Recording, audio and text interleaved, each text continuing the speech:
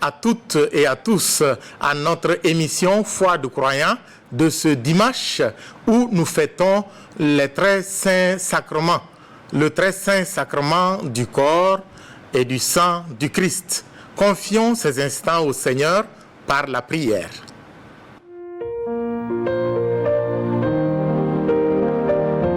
Au nom du Père et du Fils et du Saint-Esprit. Amen. Seigneur Jésus-Christ, Père vivant descendu du ciel, viens nourrir notre âme et transformer nos vies. Aide-nous à te recevoir toujours avec respect, dévotion et amour. Que ton corps sacré nous façonne, que ton esprit nous embrase et qu'en toi nous soyons totalement renouvelés pour devenir témoins de ta lumière et instruments de ton salut. Amen. Au nom du Père et du Fils et du Saint-Esprit. Amen. En ce dimanche, nous sommes allés à la rencontre d'un groupe composé de membres tous amoureux de l'Eucharistie. Je vous laisse découvrir. Nous recevons pour vous en ce jour l'apostolat École de prière. C'est un groupe de spiritualité qui évolue dans l'archidiocèse de Ouagadougou. Est-ce que vous pouvez nous présenter brièvement votre groupe de spiritualité appelé Apostolat École de prière? Merci, Monsieur l'abbé. Avant tout propos, permettez-moi de vous remercier de nous avoir invités sur ce plateau pour participer à cette émission Foi de croyants. Pour répondre à votre question, l'Apostolat École de prière est un groupe catholique qui réunit toute personne chrétien catholique baptisée désireux de grandir dans l'union avec Dieu. Donc l'apostolat École de prière offre des cadres de formation et également des cadres de prière pour favoriser l'union à Dieu à travers l'adoration eucharistique silencieuse et gratuite et à travers également l'adoration, l'oraison plutôt, et des journées École de prière. Très très bien, merci beaucoup pour cet éclaircissement. Pourquoi votre groupe de spiritualité a mis au centre de ses activités l'Eucharistie et l'adoration au très saint sacrement? Alors, je vais répondre à cette question. Oui. Il faut dire que dans le Nouveau Testament, à part le jeune homme riche, tous ceux qui ont rencontré Jésus sont repartis tout joyeux. Et notre but, on s'est dit, rencontrer le Christ nous rend joyeux. Et l'Église nous dit, à travers le catéchisme de l'Église, bien sûr, que dans l'Eucharistie, Jésus y est pleinement. Ça veut dire que Jésus, on trouve Jésus dans l'Eucharistie, corps, sang, âme et divinité. Donc en l'hostie, l'Eucharistie habite pleinement toute la plénitude de la divinité. Ayant découvert cela et expérimenté cela, nous nous sommes dit, vaut mieux ne pas garder ça pour nous seuls et le partager avec les autres qui n'ont pas cette expérience justement de contact direct avec le Christ. Exactement. Ok.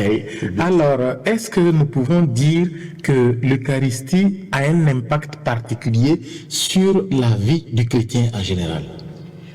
Merci, Monsieur l'abbé. Je peux dire que l'Eucharistie a un impact sur la vie du chrétien. Oui. Et une personne qui a pour l'habitude de faire l'adoration eucharistique, on peut remarquer beaucoup de changements dans sa vie sur plusieurs volets. Sur le volet personnel, on va trouver que la personne va devenir plus posée. Si la personne avait un comportement, il était colérique avant, on va voir que la personne devient plus posée. Et même dans ses prises de décision, il est plus calme et tout. Et sur le volet social, on va voir que la personne sera plus empathique, plus charitable. Ok. Voilà. Et dans sa vie spirituelle, il aura plus la foi qui va grandir en lui. Ça veut dire que la personne va mûrir davantage sa relation d'intimité avec Dieu. Exactement. Alors, vous êtes au cœur de l'Eucharistie, vous êtes au cœur de l'adoration tout le temps et vous n'êtes pas seul. Il y a plusieurs personnes qui le font avec vous. Est-ce que dans le partage que vous avez avec les gens, vous pouvez partager aussi avec nous les expériences qui montrent la puissance justement de l'Eucharistie? Je peux prendre l'exemple d'une personne qui m'a approché et qui m'a dit que depuis qu'elle prend du temps devant Jésus Eucharistique, elle est plus apaisée. Ah oui. Elle est plus apaisée en ce sens qu'elle était très colérique. Oui. Et elle retrouve plus de joie en elle. Elle était habitée par la tristesse, toujours mélancolique, mais depuis qu'elle prend du temps avec Dieu, dans l'adoration eucharistique, elle est de plus en plus joyeuse et elle partage sa joie, tout le monde le remarque, sa famille, ses enfants, son époux. Donc, c'est un exemple parmi tant d'autres. Oui. Et d'autres également soutiennent que l'adoration eucharistique leur a permis de vivre une harmonie envers eux-mêmes Oui. et aussi envers les autres. Ah, d'accord, ça c'est très beau comme témoignage.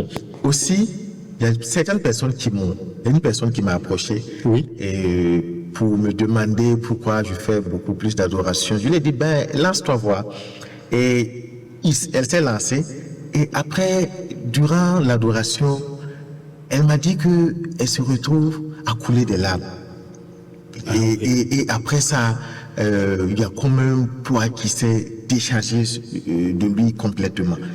Et on peut voir ça à travers comme une forme de guérison intérieure. Tout à fait. Oui. Et donc, les soucis que la personne avait, en fait, bon, elle n'était plus trop centrée sur ça.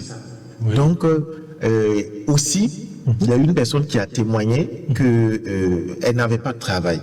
Donc, elle passait son temps à l'oratoire, mais gratuitement, en fait, Oui. sans une litanie d'intention. Voilà. Mais après, elle s'est retrouvée avec du travail et elle était nommée responsable même. Donc, on voit tout ça, en fait, comme étant des bienfaits de l'adoration et des témoignages, en fait, de l'adoration eucharistique. Très bien. Et vous avez quelque chose à dire? Oui, il y a aussi des gens qui témoignent à travers l'adoration, ils deviennent plus aguerris à la voix intérieure et à l'écoute de la voix du Seigneur. Oui. Et puis, ils remarquent un grand zèle dans la mission, ils acquièrent des charismes spirituels et tout. Oui. Ouais. On va faire un tour de table. Chacun va partager avec nous son expérience personnelle au contact avec l'Eucharistie. Et en même temps, si vous avez un appel à ce propos à lancer. Alors, je propose que nous commencions par vous, madame, ensuite lui, et nous allons terminer par votre responsable. Et à mon niveau, à travers l'adoration, j'ai remarqué que je suis devenue une personne très très posée, plus posée qu'avant parce que je suis chaud bouillante d'habitude. Oui. Plus posée. Et puis j'ai remarqué aussi que je suis devenue très empathique. Voilà. Vous faites plus attention. Plus attention aux autres. Je dirais à tout chrétien catholique qui a le désir d'avoir une union à Dieu, de s'exercer dans l'adoration eucharistique. Merci beaucoup, madame. Je vous en prie, votre place.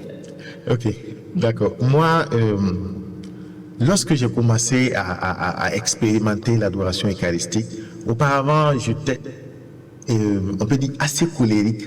Je m'emportais un peu vite. Mais après ça, je me suis surpris être calme, moins colérique, et même pas du tout. Et aussi... Une transformation radicale. Oui, radicale. Et les gens même m'ont dit, mais apparemment, que je changé. Bon, c'est Jésus. Et aussi, je suis devenu un peu plus empathique et charitable, surtout. Beaucoup sensible aux pauvres. Et puis, bon, voilà. Comme appel, j'exhorte en fait tous ceux qui veulent vraiment expérimenter la puissance de l'adoration eucharistique de s'y lancer. Et s'ils se demandent comment ça se passe, c'est simple. On dit le temps c'est de l'argent et il faut juste choisir d'offrir son temps à Dieu gratuitement. Juste être là devant Jésus et le reste, il s'en charge. Merci beaucoup. Alors, comme petit témoignage me concernant, je peux dire que depuis que je pratique l'adoration eucharistique, Oui. je suis devenue plus posée, plus sensible surtout au péché et plus sensible encore aux autres. Oui. Et c'est comme une personne amoureuse qui ne peut passer une journée sans prendre de nouvelles de son bien-aimé. Oui. C'est pareil pour moi. je ne peux pas passer une journée sans passer du temps devant mon Jésus. Ah oui, ça c'est très beau. Ça, c'est ce qui me concerne. Alors, comme appel, j'invite vraiment nos téléspectateurs, en particulier les chrétiens catholiques, désireux vraiment de grandir dans l'union à Dieu et de vivre une parfaite vie, de s'adonner gratuitement à l'adoration eucharistique. Oui. Notre Saint-Pape Jean-Paul II nous a recommandé de passer du temps devant Jésus eucharistique pour en tirer une force indispensable. Et Mère Thérèse également et ses sœurs passaient de longs temps d'adoration devant Jésus pour puiser également des forces afin d'aider les plus pauvres. Et pour terminer, le jeune Carlo Acuti, le bienheureux, Il est ça. il est saint maintenant, ok, autant pour moi. Lui, il définit l'Eucharistie comme l'autoroute pour le ciel. Ah oui. Alors, si nous voulons vraiment arriver et parvenir vraiment à ce ciel-là pour lequel nous avons été créés, Oui. alors adonnons-nous à l'Eucharistie. Aimons Jésus gratuitement et demandons-lui d'être maître de nos vies. Et c'est dans ce sens que nous serons des prolongements du Christ dans notre monde. Merci infiniment à vous d'avoir passé ce temps très agréable avec nous. Je suis sûr que nous aurons l'occasion encore de vous inviter pour d'autres thématiques. Et je pense que les téléspectatrices et les téléspectateurs vont expérimenter justement l'adoration. Même pour ceux qui ne sont pas catholiques, si vous voyez une église ouverte où il y a le Saint-Sacrement, entrez, regardez le tabernacle. Le Seigneur est capable de réaliser dans le plus profond de notre cœur des miracles, des choses auxquelles nous ne nous attendons pas. Merci d'avoir été avec nous. Merci aussi. Que le Seigneur vous bénisse. Amen. Et bon apostolat. Merci beaucoup, merci la vie. Et maintenant, dans notre rubrique « L'art au service de la foi », découvrons ensemble ce que notre sœur Ange a préparé pour nous. Au centre de cette illustration, le Saint-Sacrement domine la scène et retient l'attention. Devant l'ostensoir, les membres d'une même famille sont en adoration. Comme intention, nous demandons à Jésus, présent dans le Saint-Sacrement, de nous accorder la grâce de toujours l'adorer comme il se doit. Un jour, un paysan demande au Saint-Curé d'Ars « Qu'est-ce qu'il fait devant le Saint-Sacrement ?» Et le prêtre de répondre « Je l'avise et il m'avise. » Je nous invite, nous aussi, quand nous passons devant une église où il y a le Saint-Sacrement, d'y rentrer et de regarder simplement Jésus. Il réalisera pour nous les miracles qui nous tiennent tant à cœur. Bon dimanche et à la prochaine.